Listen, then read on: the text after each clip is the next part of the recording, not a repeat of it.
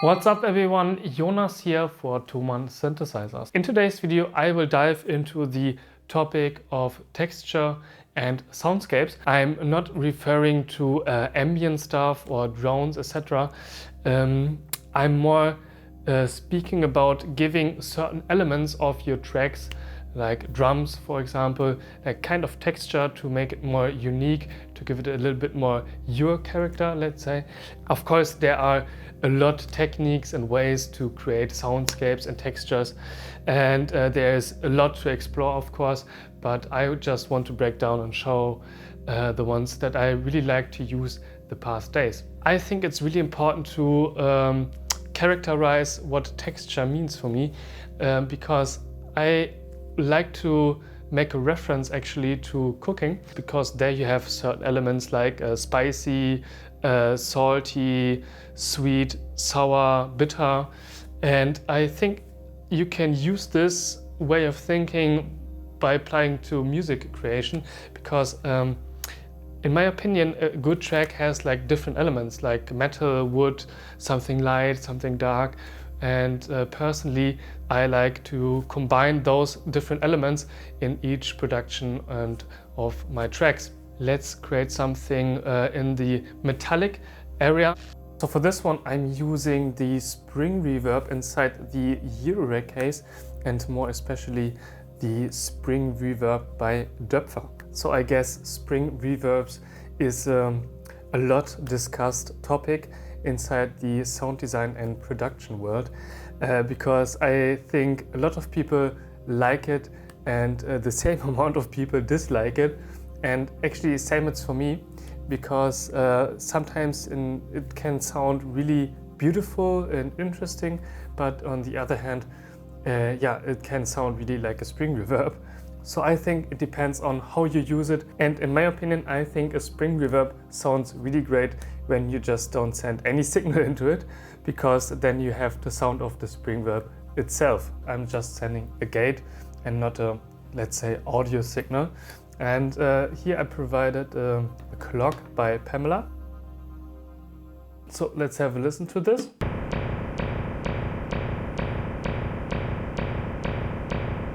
So what I like to use the Spring Reverb with is the wave folder, because then we can enhance the, let's say, artificial side of it, because the whole concept here is kind of, yeah, organic, realistic somehow, of course, because it's a spring.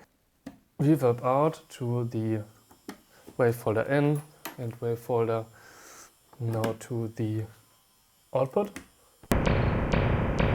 We have a bit more punch, we underlined the character of the spring actually. But there's a lot of release going on, so let's tame this a little bit down with the low pass gate. And then I'm using the second clock for a second envelope to close and open the gate a little bit more of the low pass. Let's check how this sounds like.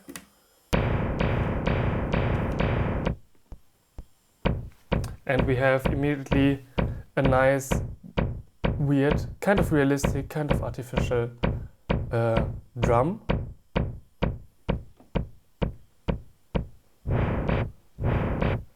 We can play with this a little bit. And of course we can, yeah, classic but really nice. To push the metallic character a little bit more, I like to use a delay, but a really short, nice delay with the Spring Reverb.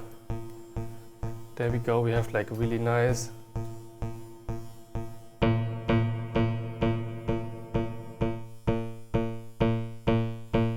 so let's play a little bit with the character of the low pass gate with an LFO, which is not clocked actually, but it's really nice, so we can have a little bit of polyrhythmic character inside the patch actually.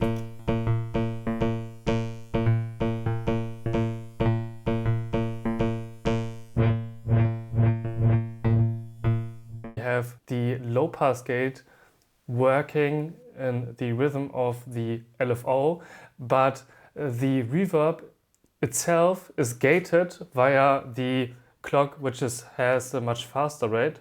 And we didn't use any synthesis, we just used the spring reverb itself.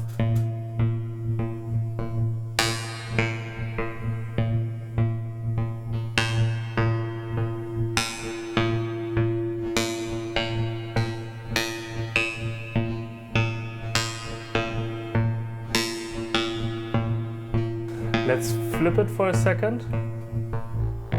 Oh, this is dark.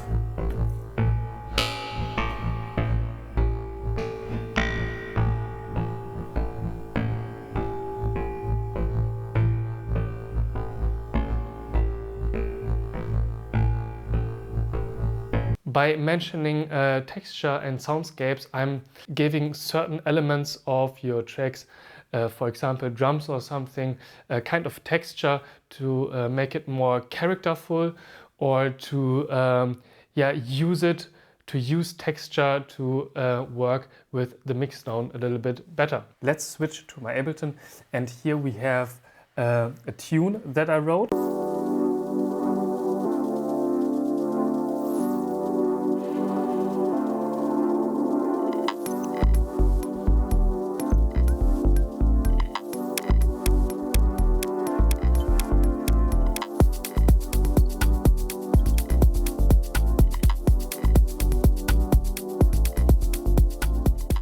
So by listening to it, you can feel the kick, it's here, it's there, you can feel it of course, but there's something missing. The kick has no texture because I switched it off, and to me it works in a lower frequency, low mid frequency pretty well, but above this frequency band, not only feel the kick, but I need to listen to it. And by this, and it's for free actually, the Ableton stock plugin Erosion, you have the chance to add a little bit of sine, a little bit of white noise or noise, and also the frequency where you want to place this additional noise or sine wave, and the amount and the width of it.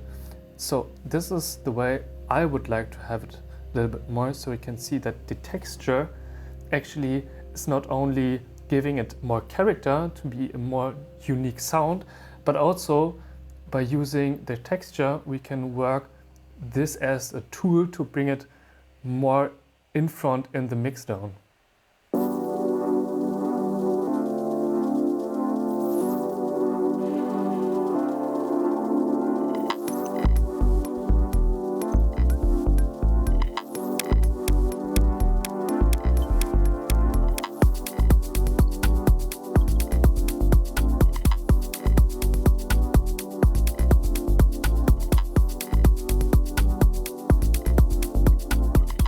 Staying in the field of soundscapes, I think it's really interesting to always be on the hunt for interesting techniques and methods overall.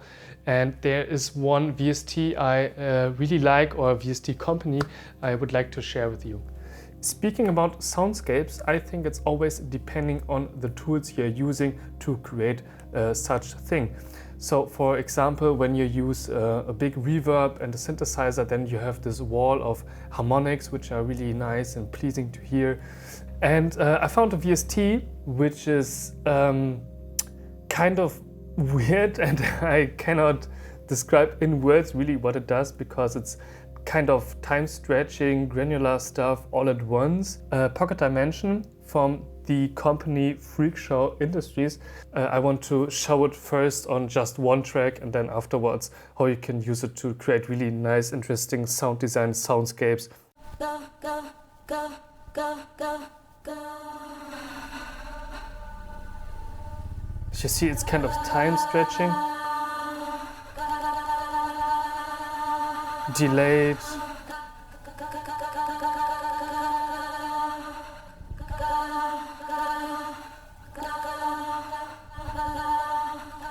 Repeater, rhythm creator.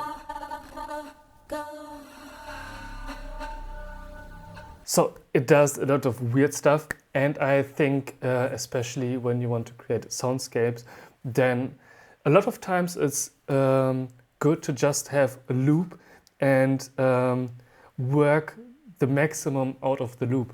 But I wanted to show that it's also possible to work with such tools on a danceable, clubby tune.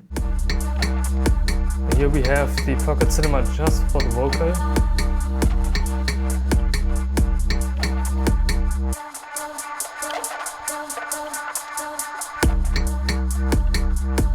And I've put it on the master as well.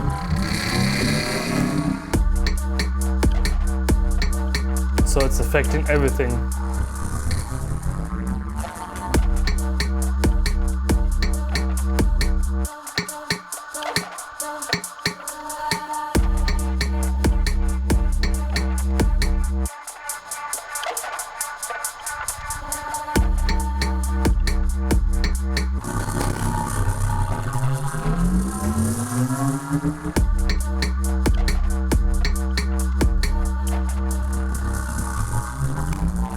So staying in the field of soundscapes, I think everyone is familiar with the feeling of plain loop. Sometimes you maybe don't need like a harmonic structure where you have an A section, B section, and you just want to create this certain kind of vibe. And I think it's really interesting to work with a looping station to make variation of this loop. For this one, I'm using a looping station called Cosmos by Soma. This one here is not only a looper in its basic function, but it's playing with rhythmic, with different settings of delay, granular, and you can record stuff and work and be creative with this recording in itself.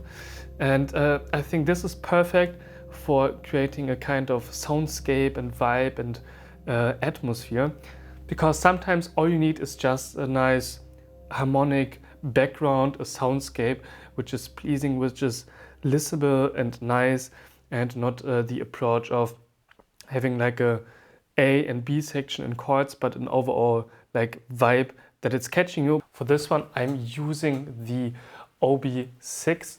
So let's have a listen to it.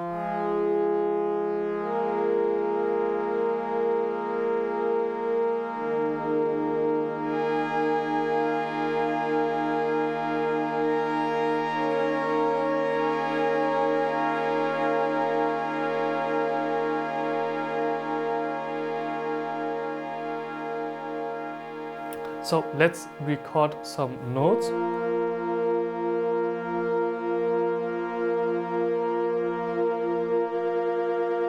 And here you can check that we have really short loop of the recording because of the short buffer.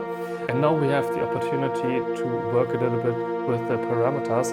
So let's increase the blur a little bit. And we hear immediately it's getting wider. It's here, it's there, and not a loop anymore. So let's increase the drift a little bit.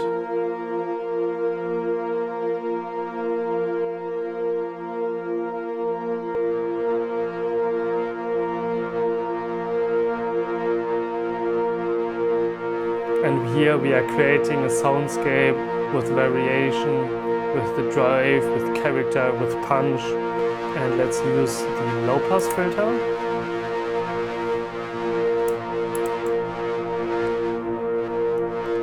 And the high pass filter.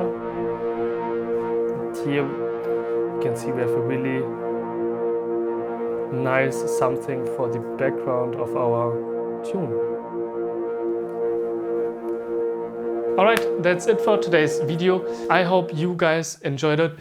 If you have any questions or thoughts and comments you want to share, then please put it down below and I will get back to you. So thanks a lot for watching and see you next time.